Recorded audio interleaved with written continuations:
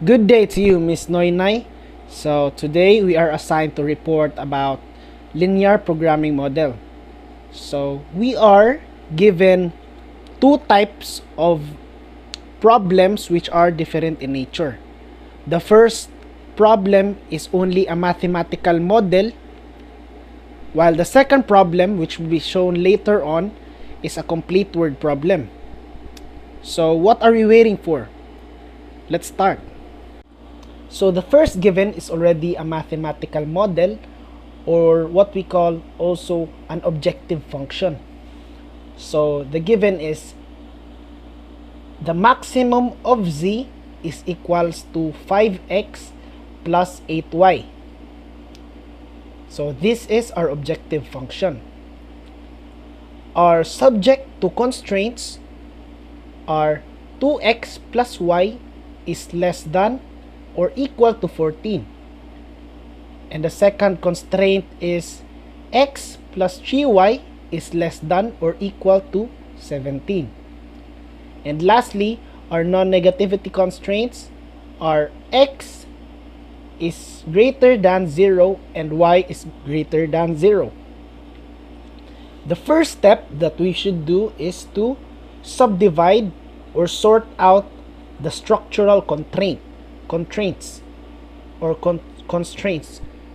So we'll sort out the two constraints which is 2x plus y is less than or equal to 14, and also x plus 3y is less than or equal to 17.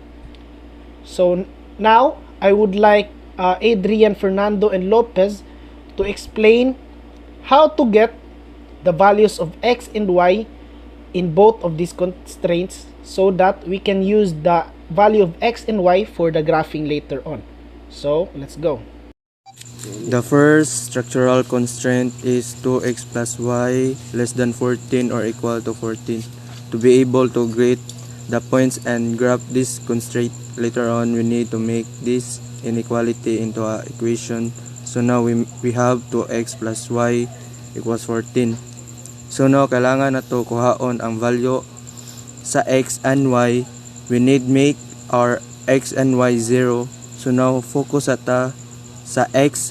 So x equals to 0, 2x plus y man mahimos na siyang 2 times 0 plus y is equals to 14. 2 is multiple by 0 is equal to 0. So mahabilin sa atoa kay y is equal to 14. We have now our first points, which is 0 and 14. So sunod ang y na pod ang himuon natong 0. Ato i-substitute ang y na pod sa 2x plus y. So now we have 2x plus 0 is equals to 14. Divide both sides by 2 and we will have our value of x, which is 7. So now our next point is 7, and 0 we will use these points later on the graph.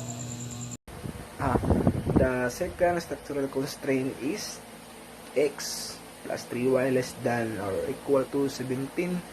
Like the first constraint, the first step is to make the inequality and equation. Now you have x plus 3y equals 17. Now, the next step is to get the value of x and y. To do this, we need to make x equal 0. So now we will have 0 plus 3y equals 17. Divide 3 to both sides and we will have our value of y, which is 17 over 3. And we will have the coordinates for graphing the later, which is 0 and 17 over 3. Moving on, getting the value of x, we need to make our y is equal to 0. So x plus 3 times 0 is equal to 17. Next is x plus 0 is equal to 17. For anything multiplied by 0 is 0. So now we have the value of x, which is 17. The second point is 17 and 0. Now we will have all 4 points of the two structural constraints then we are ready for graphing methods. Hi guys, I'm back again to discuss to you the graphing part of this mathematical model or this linear programming model. So after Adrian Fernando and Johnny Lopez discussed and explained to us how to get the points of these structural constraints, then now we will proceed to the graphing part.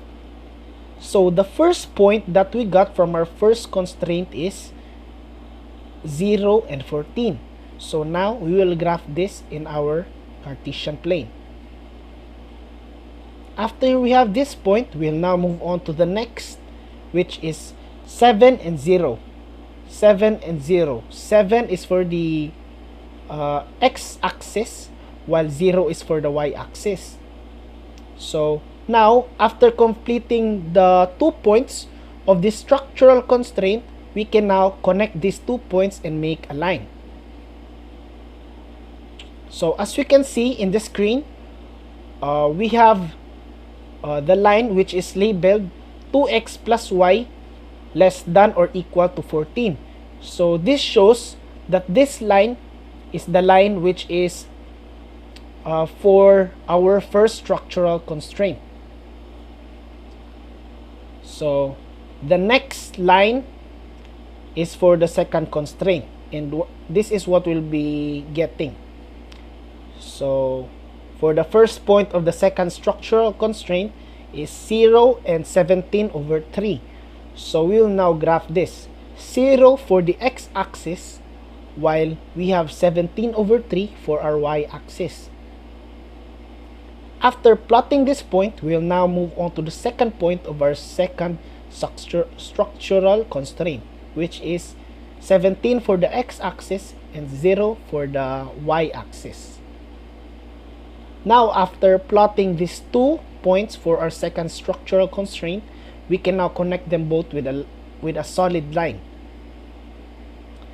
A solid line is used when our structural constraint contains an inequality. So like less than or equal to or greater than and equal to. So we are going to use a solid line. So now we will connect these two, and now we will move on to the shading part. So after connecting the first line, which is labeled the first structural constraint, the shading of it is below the line. For the second line or the second structural constraint, the shading of it is also below the line. In the for our non-negativity constraints, we have x is greater than 0 and y is equal to 0, or y is greater than 0 rather.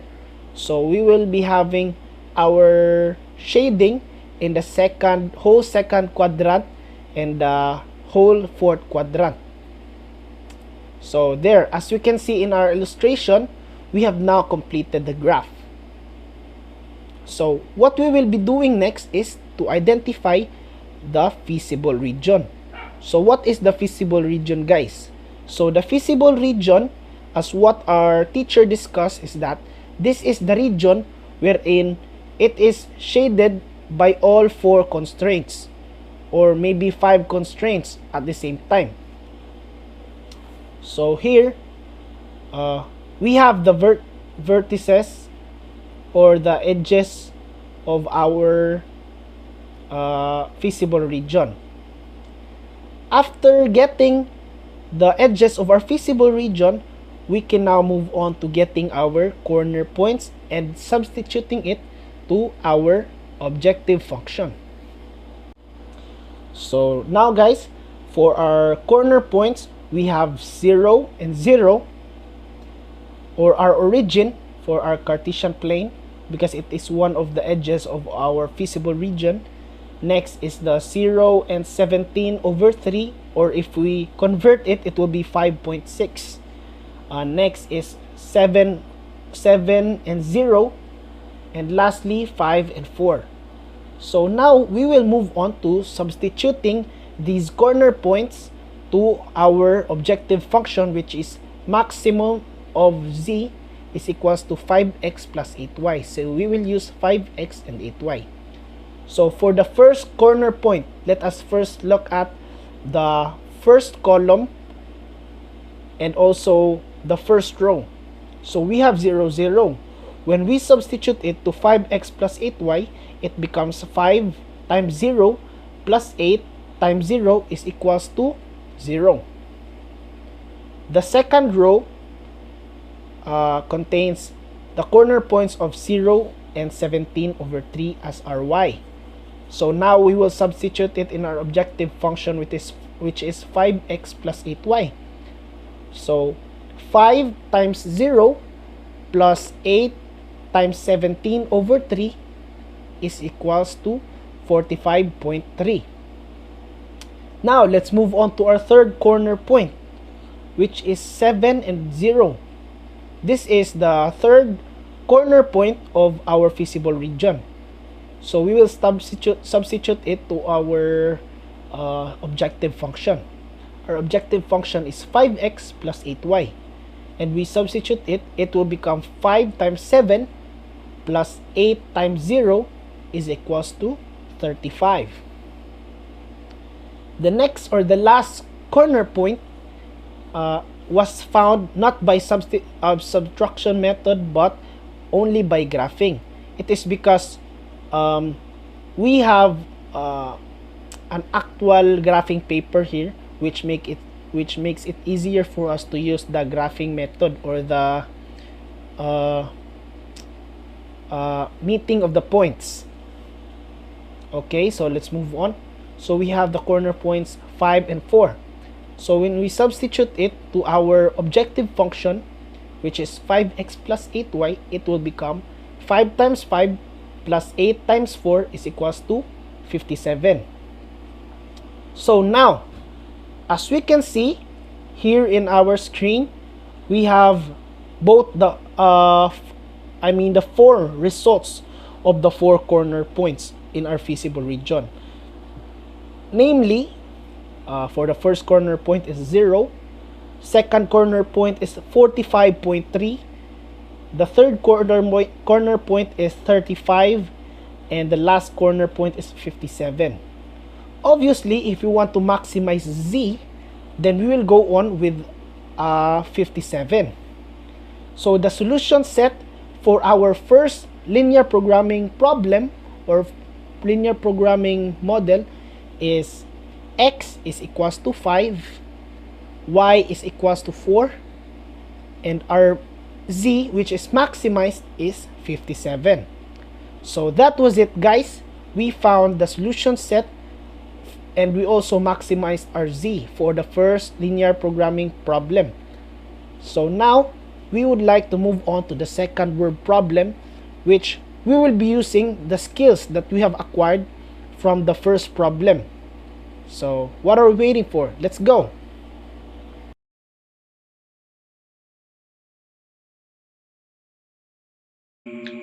Based on the equation, ang fats sa x kay 40 grams and for fats of y is 60 grams.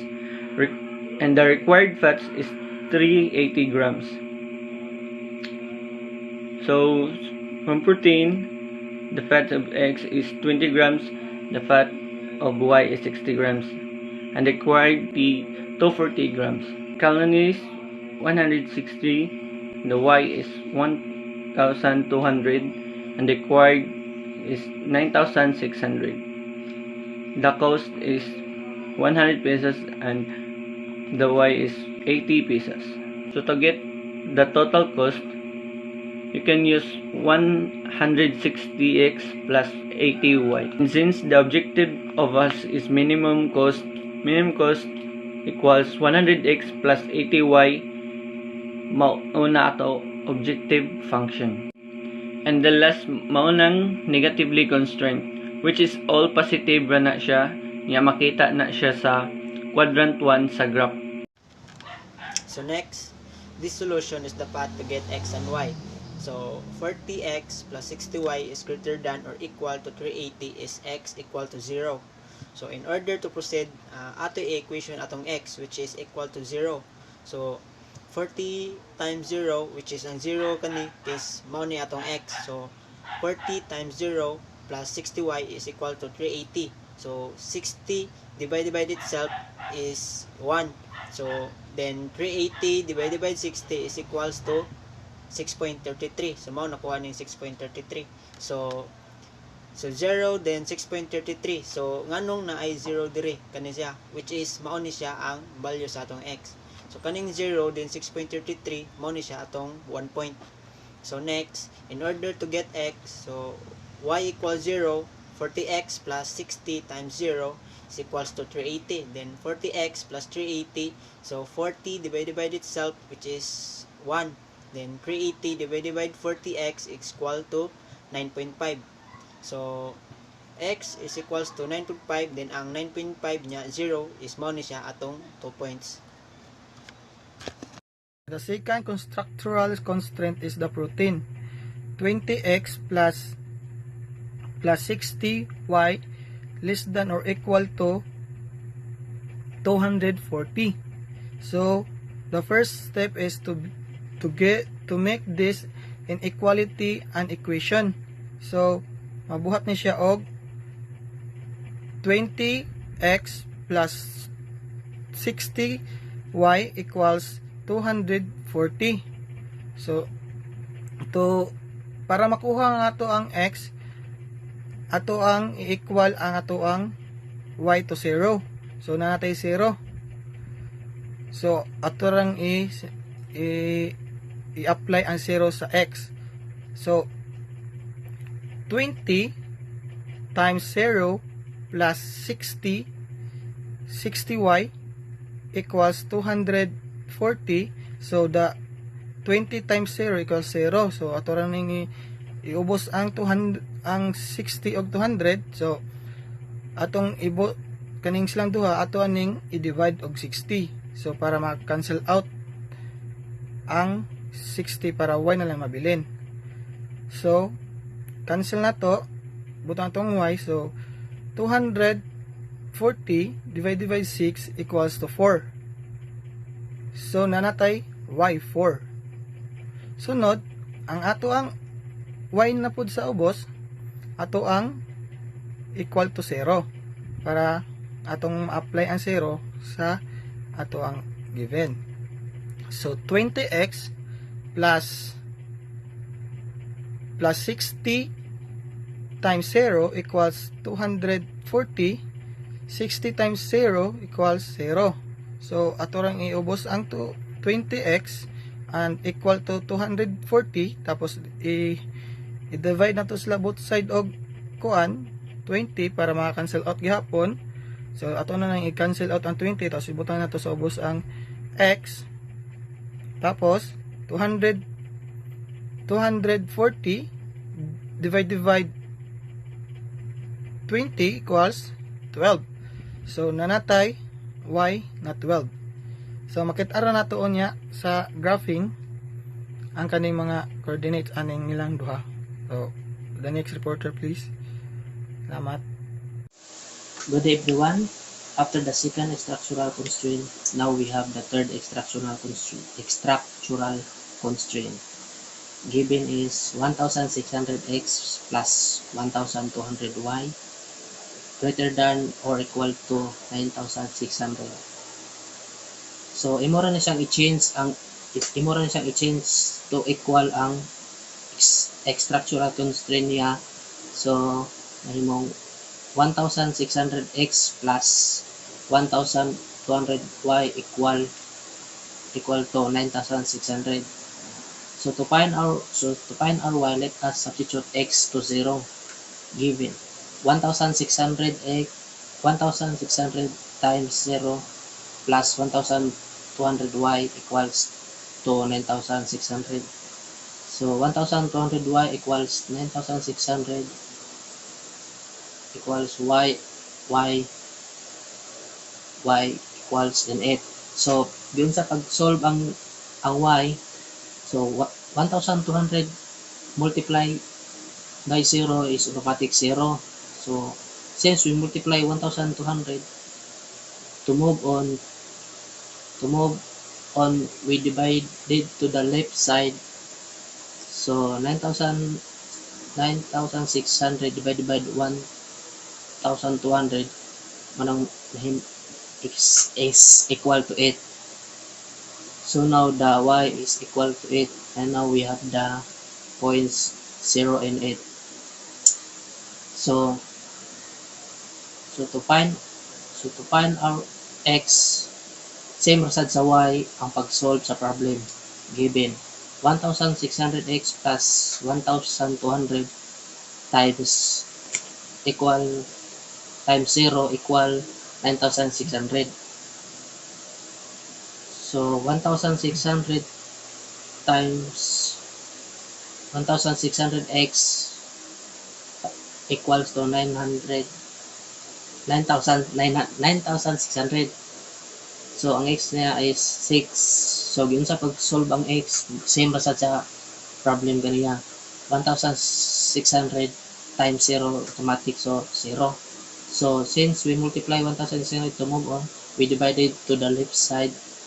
9,600 divided by 1,600 equal to 6. So now the x is 6. So we have the points now 6 and 0. So that's all for the third instructional constraint. Since nakuha naman nato ang mga points, mo proceed na ta sa graph. So the first points are 9.5 and 6.33, which is ang 9.5 kay mao tong x and 6.33 kay atong y. So we will use solid line kay ang ato ang equality sign kay greater than or equal to man. So makita ra dira sa PowerPoint ang paglinyana niya. Then in order for us to determine the shading, atong gamiton ang katong ang x and y, ang ilang value kay ma-0. Murag correction na siya para ma-determine nato if true or false ba na siya. So since 40 times 0 plus 60 times 0 is equal to 0 naman na siya. So 0 is greater than or equal to 380. Take note mo na ito ang constraint pag first nito. So 0 is greater than or equal to 380 is false man. Ang ato ang shading is pataas. So the next points are 12 and 4, which is kanang ang 12 kay atong x, ang ato ang 4 kay atong y. So same way ra gihapon, ang x ang y to determine the shading kay atong i-0 ang x and y. So 0 is greater, so 20 times 0 is 0, 60 times 0 is 0. So 0 is greater than or equal to 240. Since false gyapon na siya, pataas gyapon na yung shading. Makita ra na siya dira sa PowerPoint. And then last sa ating structural constraint na to sa point kay atong last na points are 6 and 8, which is ang 6 kay x and y kay 8. So para we will use the solid line again. Then 1,600 times 0 plus 1,200 times 0 is greater than or equals to 9,600. So false man siya.